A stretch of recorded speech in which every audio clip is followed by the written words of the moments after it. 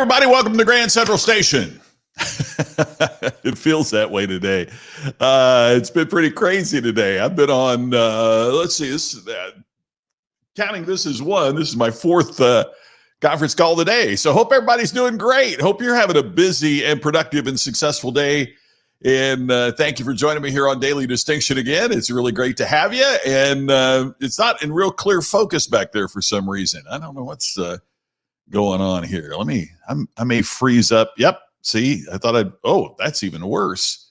I don't know why my camera's acting up here. Hope everybody's doing good. There we go. A little bit wider view. How's everybody? It's live. Hi, everybody. Weldon, good to see you. Yeah, you are the doppelganger, my pal there. That's pretty good. Hey, Scott, great to see you as always. Thanks for being here. We've got a couple exciting things. You can see we got the new logo. I haven't had a chance to put it up here because Shelly just got that to me, but it is the logo for the Distinction Summit. Please save the date. October 16th to 18th. We are going to work on what does it take to help you stand out and earn more. When you stand out, you earn more. I mean, make a list. I'm going to shoot a video on this a little bit later on, but think about the companies that you feel really stand out. And we can all probably make a list, right? And there'd be some very similar names on that list of companies that stand out. Then go look at the most profitable companies in the country, in the world, and you'll find an incredible similarity between those two lists. Why? It's not that they started making all this money, so then they invested that and started standing out. It's because they stood out first. And when you stand out, you earn more. And for those of us that are individuals, it doesn't necessarily mean that we earn more money. It certainly can. But we earn more respect. We earn more recognition. We earn more the type of customers we want. We earn more the type of employees that we desire. We earn more for our families, for our kids. All of that comes into play here. So when you stand out, you earn more. And that's what we're going to talk about. That is the essence of distinction. Curtis, great to see you. Hillsboro, Oregon. Man, I tell you what, I love it that you tell us where you are because I'm living as someone that used to travel all the time. I live vicariously through your travels. So I appreciate knowing where you are. And I've been to Hillsboro before as well. So good to see you. Thank you for being here. Bruce, it is a haircut. Yes. My hairstylist, Amy, did her work on me. So yes, it is a haircut. Thank you for noticing. It could be a green screen trim though, too, a little bit maybe, but it's got my ears lowered, as we used to say. So we're going to talk about something really important today, and that is, does teamwork really work? We hear so much about culture organizationally. We hear so much about the importance of teams. Does teamwork really work? That's the topic of discussion today. But by the way, before I forget, I want to make certain that I'll let you know that the deadline has been extended on post-pandemic events. Thanks to Brian for letting us know the gremlins were in the system. He was the first to notify us of that. And so because of that, we've extended the deadline until next Friday, and then it closes up. So if you have any desire to be a part of it, please jump on it now.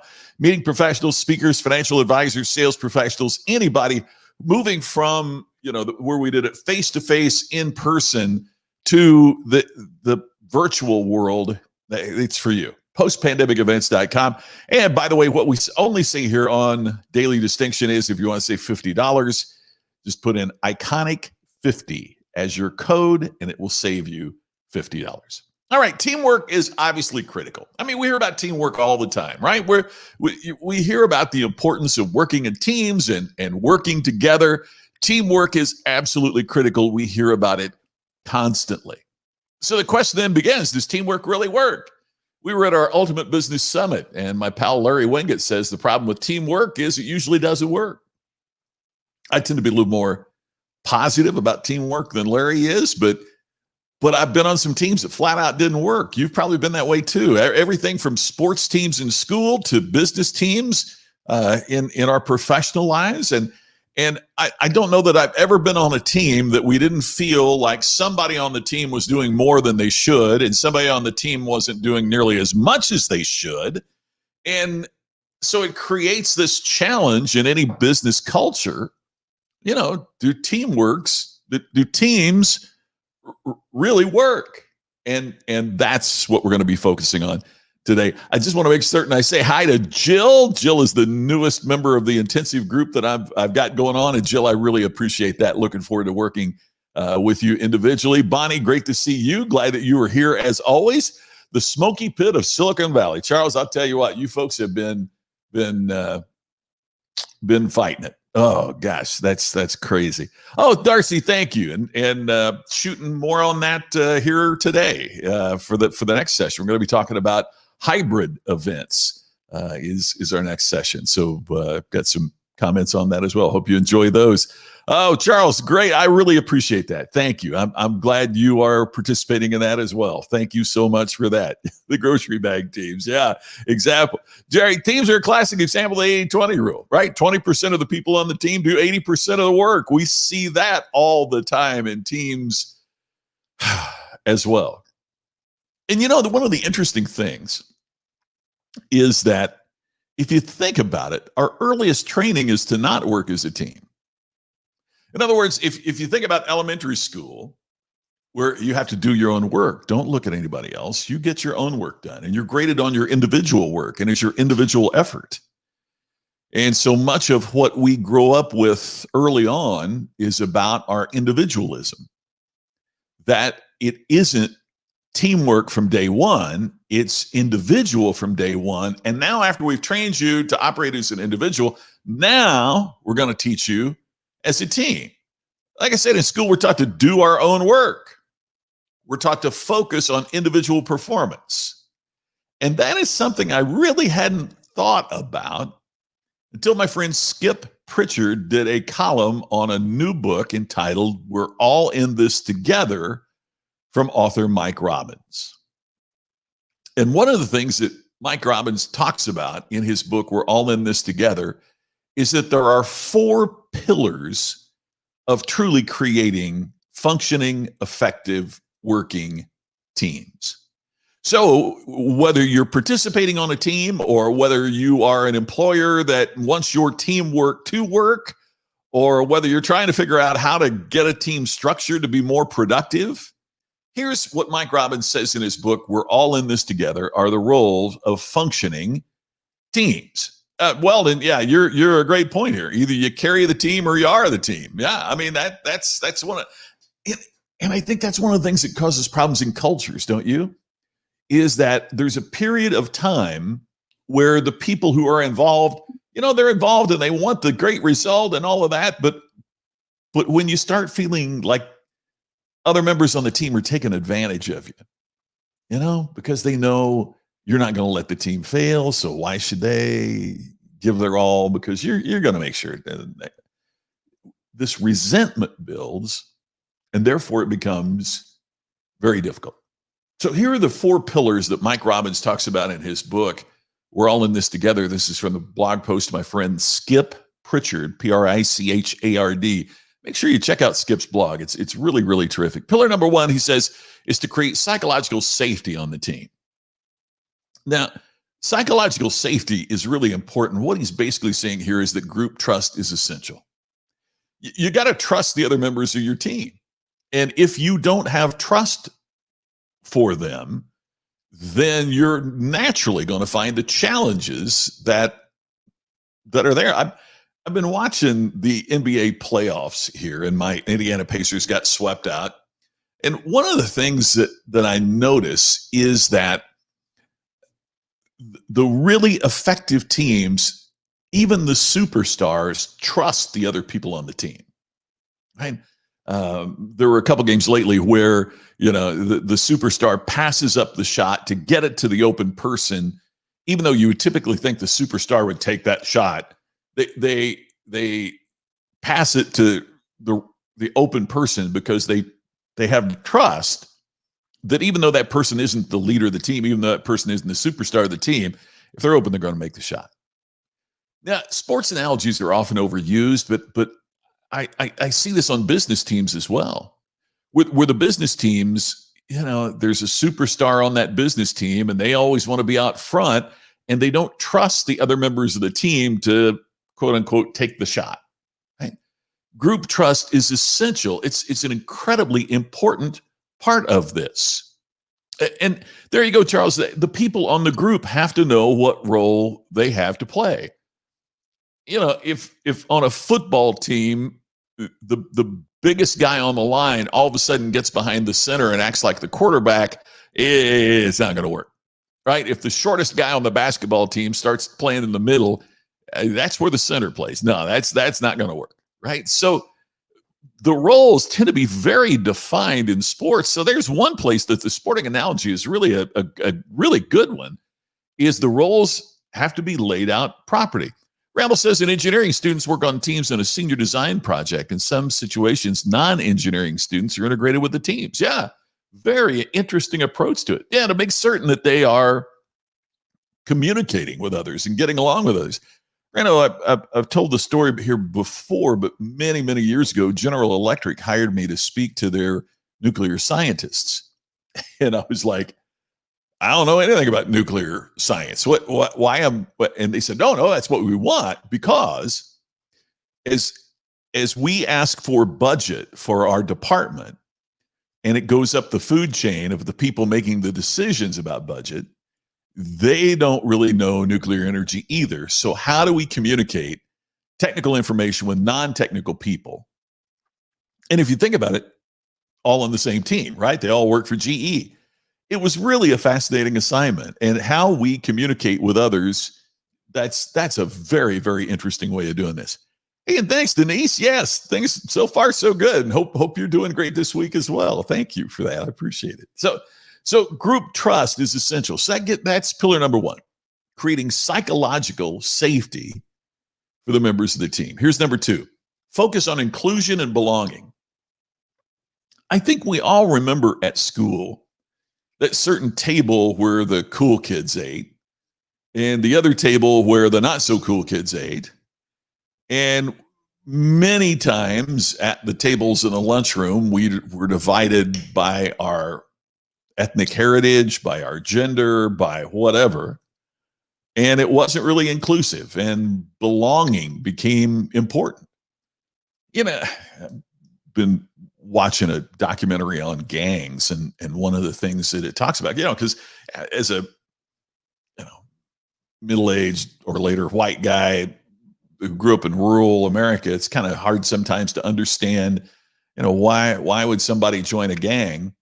And then you learn about the importance of belonging, that they come from broken homes and broken families and in very difficult situations, and many times the gang is their family. It replaces, I shouldn't say replaces, but a better term is it fulfills the desire for belonging. And it's something you belong to and something you become. Now, I'm not trying to say that's a good thing to do by a long shot, but you kind of start getting it when you realize that we all have this desire to belong. There was a very interesting study a while back, and it talked about how if you had more diversity in companies with more diversity in their boardrooms or more diversity in their executive suites, ended up making more inclusive and diverse decisions, even when the people of color or the females didn't even speak about a particular issue. It made the men just feel more inclusive and desire to be more inclusive. So that's an important question, right? Are you focusing on inclusion and belonging in your team? Here's number three, and it's a hard one. I have a challenge with this. Embrace sweaty palm conversations. What are the conversations going to make you sweaty palmed?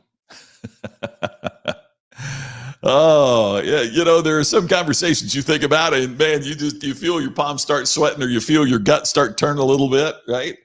And to have great teams, we have to embrace these sweaty palm conversations. What most teams do is put them off.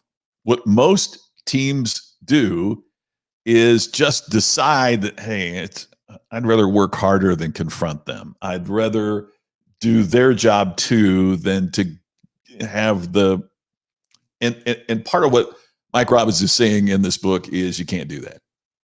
That to really make this work, you have to be willing to embrace these challenging and difficult and tough conversations. Joe, cults are created from the same need for inclusion and belonging. There you go. Yes. Gosh, what a great point.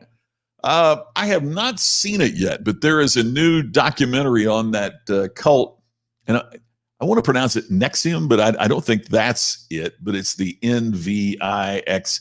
That the Bronfman family heir was a part of, and one of the actresses on the Supergirl show was a part of. They would brand the people. So it's fascinating. You've hit something I'm fascinated about. Well, how do people get in that? And one of the things, I haven't seen the documentary yet, but I was reading a review of it yesterday, and it said that one of the people in there says no one thinks they're joining a cult. It's that you get into it, and they create this sense of belonging, as you're saying, and you don't even realize that you're part of one. It's about that sense of belonging. Hey, Lisa, great to see you. Yes, when everyone feels they belong, that's the culture that contributes. And Charles, yes. Yeah, parenting is the cause of a lot of these problems. And if they come from a broken family situation where that just doesn't happen, we all want to belong somewhere. Charlie Jarvis, a legendary speaker from back in the 1970s, 80s, said that he believed that young people craved discipline, and they were going to keep doing what it took to get it, even if it had to come from the police. And at first I thought, boy, that's a pretty out there comment. And the older I got, the more I saw it, I think particularly at that age, we crave discipline and order and belonging. And we're going to figure out one way or another how to get it. So part of what we have to do here is to embrace these sweaty palmed conversations. Number 4 is care about and challenge each other. And part of what Robbins is suggesting in the book is you can't separate the two. When you care about someone, you have to care about them enough that you're willing to challenge them to be their best. It's kind of the difference between an acquaintance and a really, really close friend, isn't it? Right? An acquaintance is kind of like, man, great, whatever's up with you. Oh, good, and it's very surfacey. But a really good friend is one that will challenge you to be your best. And part of what Robbins is saying is we got to care about the people on our team enough that we'll do that as well. That we will challenge each other to deliver our best work so that we can succeed at a higher level. I like that. I like that a lot. And when we say care about, I don't think he's suggesting here that we have to be best friends with everybody on our team. But I do think he, as the title of his book says, have to realize that we are all in this together in one way or another. I love the line that we may not be in the same boat, but we're all in the same storm, right, with what's going on. And I think this is a similar analogy that we have to care enough about each other that we're willing to challenge each other a little bit. To say, hey, you can do better than that. To challenge ourselves, right? That's the other thing. I don't want to be challenged by someone who isn't challenging themselves. One of my speaker mentors was a guy named Charlie Willie, and Charlie used to say in his speech, I don't want diet advice from a 600-pound man. Right? Don't mean to be offensive with that, but you see what he's saying, right? He said, I don't want to hear a 14-year-old kid sing my way. You're 14, you ain't got a way yet. Right? That we don't want to be challenged by people who aren't challenging themselves. In other words, I don't want a low producer challenging a high producer to do more. So part of what we have to respect and part of what we have to understand is if it's not just caring about others, it's caring about ourselves, caring about our team. And if we're going to challenge others, we have to do it after we have displayed that we have challenged ourselves. So when we do those things, that's how we do this. Yeah, there you go. We succeed or we fail together. Yeah, absolutely. Charles, it's so interesting that you mentioned the People's Temple, because I as a child, I remember when Jim Jones was on Indianapolis television. He was in Indy before he went out to the West Coast, and was a quote unquote religious leader